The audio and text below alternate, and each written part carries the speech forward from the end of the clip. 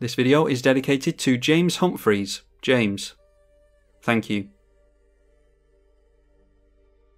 Sliver Gravemother versus a Seeker, a Leela, and Krenko. Yeah, that's pretty good. A distinct lack of slivers, amazingly, but we do have the Sundial of the Infinite I really like when we eventually start getting the Encore going. A decent number of lands as well is good, so we keep that one. We can refill our hand with Wheel of Fortune when we ultimately empty this one. Turn 1 Sol Ring for Krenko. Alright, and then we get into another 2-mana Sliver, so probably a good idea to get down an untapped land here and we can start playing those. I think the Heart Sliver as a haste enabler would be good. And then Ashnod's Altar for Krenko, followed by the first Goblin, a Mog Fanatic, which could get rid of our Heart Sliver, Orzhov Signet from Leela, and we just continue to see tap lands from the Seeker player. So I haven't lost our Heart Sliver yet, getting to Sliver Hive Lord. So I think we're fine to try the Muscle Sliver here and try and have it survive the ping from this. Unfortunately, Krenko is holding up priority over there. Allows it down though.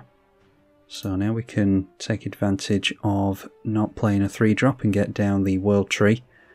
And then we'll take both of our creatures in towards Leela, because that is going to be a giant pain to deal with later on when they start getting Death Touch tokens in the way. Alright, a Torch Courier now is a haste enabler for the Krenko, so in comes Krenko on turn 3 with a bunch of goblins off the back of that Sol Ring. Only 3 cards in hand, but if we decide to go for the Wheel of Fortune, it's going to really benefit him. Talisman for Leela. Missing land drops over there. And some more colour fix in here in the form of Chromatic Lantern, followed by the World Tree here as well. We do have a couple of Wooburg commanders this game. Alright, an Exotic Orchard. Are we going to see a Blood Moon? Is this Krenko player running a Blood Moon? Yeah, just in case I'll get down the forest, because hopefully that basic land will allow us to tutor up some lands that we need. A Sundial of the Infinite I want to get down before we go Wheel of Fortune. And I'd like to be able to start swinging in at Krenko, but there's a 3-3 in the way there, so we'll head in towards the right against a Seeker. Show that we're spreading the damage around. Alright, excellent. And a Leela using some of that removal on the Krenko, so down goes that before the beginning of his turn. Could use the Torch Courier on it, but decides not to, holding on to that for when he gets his commander down again with some more goblins. He'll be hoping, I imagine. Now seeing a gamble from Krenko. So we'll assume that this is a pretty souped up deck from this player. And getting rid of a Delayed Blast Fireball, so I don't mind seeing the back of that one. And then sacrificing the Mog Fanatic into the Ashnod's Altar to get a Krenko Mob Boss into play, so still not sure what exactly went for with the tutor there. Maybe a Siege Gang commander to get a bunch of tokens into play. Anyway, the Torch Courier swings in at Leela. And now seeing the commander from the Esper player. And putting a Totem Armor onto that Hyena Umbra, so yeah, Leela starting to become a pain already. Only has blue mana off the Talisman, which is noteworthy. And a Seeker, it may well be God Tribal then, because here we see Karametra, God of Harvests. Okay, and the Harmonic Sliver is a pretty good one. We could blow up the Sol Ring with that, or the Ashnod's Altar. Ashnod's Altar is probably a better idea. Yeah, I was going to get down the Sliver Hive Lord here, but we're up against white players that are likely to draw Exile and use that on our stuff, so Indestructible won't be as useful off the Hive Lord. Yeah, get down the Exotic Orchard, and we'll take away that Ashnod's Altar, I think. So that triggers, we target the Ashnod's Altar, and take away that sack outlet from them over there. Alright, and that's enough to have that player scoop, excellent. So now we might as well turn everything in sideways towards a Seeker. Alright, Frogify going on to the Harmonic Sliver. Ironically, Frogify could be dealt with by that, but obviously it doesn't have the ability anymore. And then Azer the Enchanter, so no wonder they wanted rid of that thing. Deciding to hold back the Leela. And now Sveolun of Sea and Sky, so yeah, most likely a God Tribal deck, I think. They do get to ramp whenever they cast a creature. Followed by another 3-drop in Thassa, God of the Sea. We'll be able to make things unblockable. Alright, but we just about get into a flying enabler in Gale Rider Sliver, so we can still go over to the God player with a Sliver Hive Lord in tow. I think it's fine to get down indestructible here. It's just a shame that we can't blow up things like the Hyena Umbra, and probably while this player's going off, get rid of the Talisman as well so he doesn't have double blue. Anyway, doesn't matter while it's not available to us. We've got 6 lands now, so we can have Wooburg lands thanks to the World Tree. And then indestructible on all of our stuff thanks to Sliver Hive Lord, so indestructible, flying and haste. And we've still got that wheel ready for refilling everyone's hands, so yeah, I think we'll go in against the God player because Xur can get rid of our stuff. Probably goes for exile onto the Sliver Hive Lord anyway. Yeah, we'll try and encourage him not to do that. So we've already got the Seeker player down to 17 life here. Not sure this game if we're actually going to make use of our commander. The problem with Sliver Gravemother is that there aren't that many slivers that you care about encoring. I decided to put a bunch of Anthem effects into the deck so that if we do encore we'll get big buffs. But it's really only the Sliver Legion that is going to make use of that Legend Rule ability that's on here. Well, hopefully we make use of this thing. At this point our opponents need to either bounce or exile our stuff. So Alila and Xur swing it in, and Xur gets to tutor something up, likely an O-ring type effect. No, instead it is Intangible Virtue in order to buff the fairies. And both of these coming in towards us, so that is 5 damage, including 3 commander.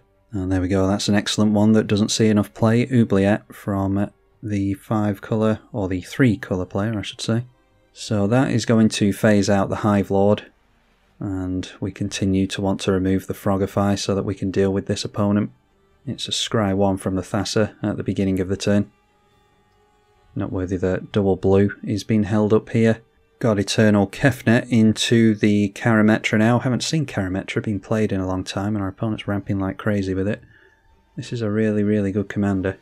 And then Ifara, God of the Polis as well.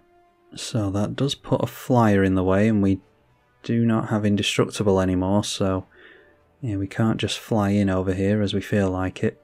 17 life still and 2 cards in hand. They do have some animated indestructible gods as well. Tapping down the Merfolk God. That is a 3/4 coming in towards us, so they will draw a card off that. And then a Seeker coming in towards us as well. Now the problem is, we go for the Wheel of Fortune here. We haven't ramped particularly well this game, so only 6 lands by turn 8, and we go Wheel of Fortune. All we're ultimately doing is setting up our opponents here, who are on 2 and 3 cards in hand. Ifara did see a creature enter, so that's another card draw over there, so makes our Wheel of Fortune slightly better. They only go up a few cards. Okay, a Nature's Law. Speaking of ramp, just about to discard it. Yeah, we'll probably make a land off the Wheel of Fortune, so we won't bother with that. And did our opponent hold up counter magic after all? A Lazotep Plating. You and permanents you control gain hexproof until the end of the turn. They might as well use it now if they're about to discard it. So I'm glad we didn't see any spot removal and try to use it on the Frogify there. They discarded a Gravitational Shift, is a good one to get rid of. And here it's Nature's Law, a Journey of Discovery, and Erebos are in the bin. Let's see. A Blur Sliver, a bunch of mana. We've got 41 slivers in this deck, and we didn't draw into any there. I'm unreasonably happy at the fact that we have Skyshroud Claim with a new border as well, available on Magic Online finally. It's been years of playing with Skyshroud Claim in an old border, and thanks to the newest set we're able to play it with this new one. Alright, so we'll drop the Swamp. Doesn't matter what land we play. I'm still playing around the against the Blood Moon, but I don't think it really matters. Maybe a blue player can throw down back to basics. So then that can be the Skyshroud Claim after that. And we'll just get down some Tricycle lands here. But yeah, a pretty disappointing Wheel of Fortune. We cleared 7 cards off the top of our library at least, but yeah, that's about all we're doing here. Just have to hope that we actually get into something next turn. Seeing a Valor in Akros now. When a creature enters under your control, creatures get +1/+1 until the end of the turn. Following that up with a Liquimetal Torque. And this does trigger on tokens as well. So it obviously goes really well with the Alila. Alila swings in at us, as does Zer.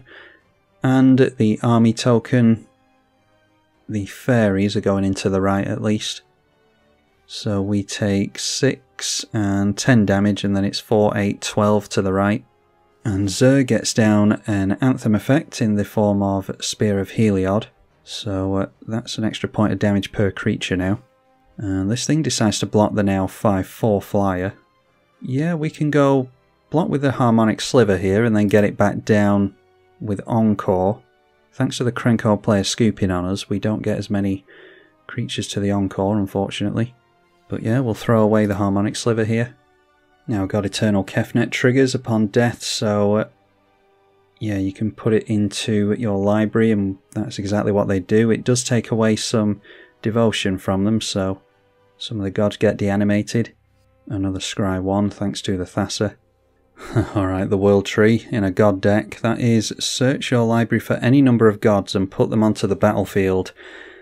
And I think one of the Perforoses enables haste, doesn't it? So do they try and finish us off here? Alright, they got the other Perforos down anyway. All the creatures do come down animated. There is the other Perforos.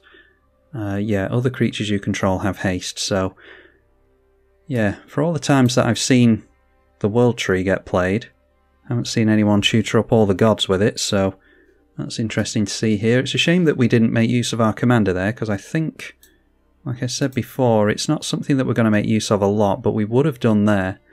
Gone for the Harmonic Sliver, get down a couple of copies of that. Each of them would have triggered twice, I think, so we would have got to blow up the Oubliette. Probably the Hyena Umbra, and a couple of other things from this player, maybe a couple of Anthem effects, but that would have given us back our Sliver Hive Lord. Probably wouldn't have been enough to get anything done that turn, but then we would have kept the Harmonic Slivers in play, because we would have been able to go Sundial of the Infinite as well, and keep those in play in response to the trigger of our commander, or in response to the Encore. Once those are on the stack, we can empty the stack with the Sundial and end up keeping those creatures. Anyway, it looks as though the god player's got it here. Alright, just deciding to scoop it up there. This player got down to -4, and then obviously the gods go wide, so yeah, pretty interesting one. Hopefully you all enjoyed it. If you want to see more from Sliver Gravemother, or if you have any ideas for what we can do with the Encore and actually make use of those Sliver Encore tokens, then let me know. I'm tribalkai. Thank you for watching.